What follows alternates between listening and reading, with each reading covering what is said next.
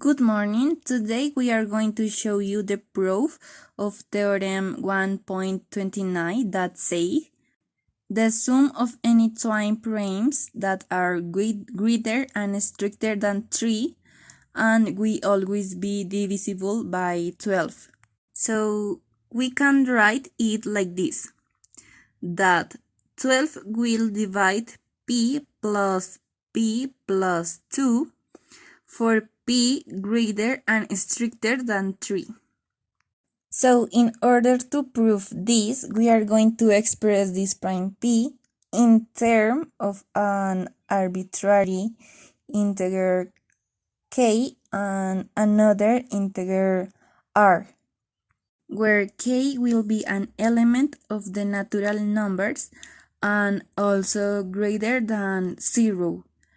And r will be an integer that can take the values negative 1, 0, 1, 2, 3, and 4.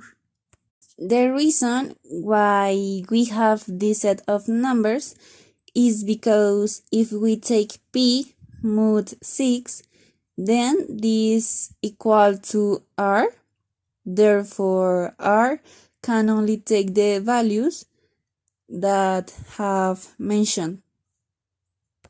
For this reason, we don't include 5 because 5 is equivalent to negative 1, and the reason we don't include 6 is because 0 is equivalent to 6 mod 6.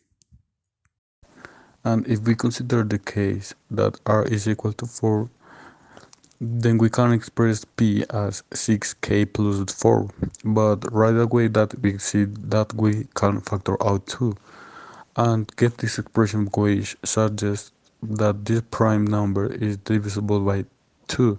Therefore that is a contradiction, and that means that our cannot equal 4. So we know that we can express a prime number when r is 4, so we are gonna cross off that of the list. So now let's check the case or r is equal to 3.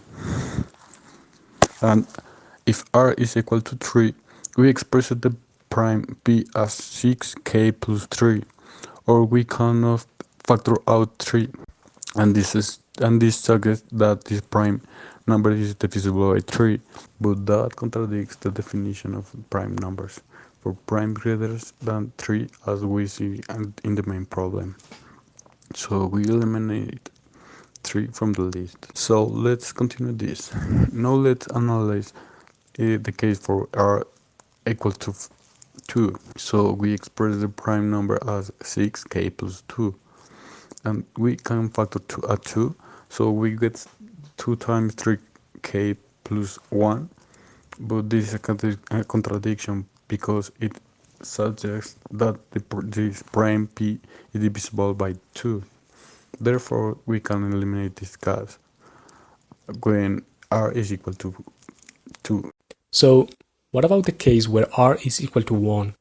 So we can write p like 6k1, and now and here we cannot see an immediate contradiction, so we can take this case for a deep analysis later. Now let's check when r is equal to 0. So we have p is equal to 6k, and this suggests that 6 divides p, which is a contradiction to the idea of primes. So we can eliminate that case and now check our last one. Let r be equal to negative 1. So we can express p as 6k minus 1 for k greater or equal to 1, and just like the case when r is equal to 1, we don't see an immediate contradiction. Now, we can say that the only possible forms that p can take on are the forms 6k minus 1 and 6k plus 1 for k greater than 0. So this represents the forms that the twin primes can take on. So if we have p 6k minus 1, and if we have p plus 2, which is 6k plus 1, and add it together, that's 12k. And by definition of division, we can reason that 12 divides 12k. Therefore, 12 divides p plus 2, which is what we sought out to prove. Then the proof is done.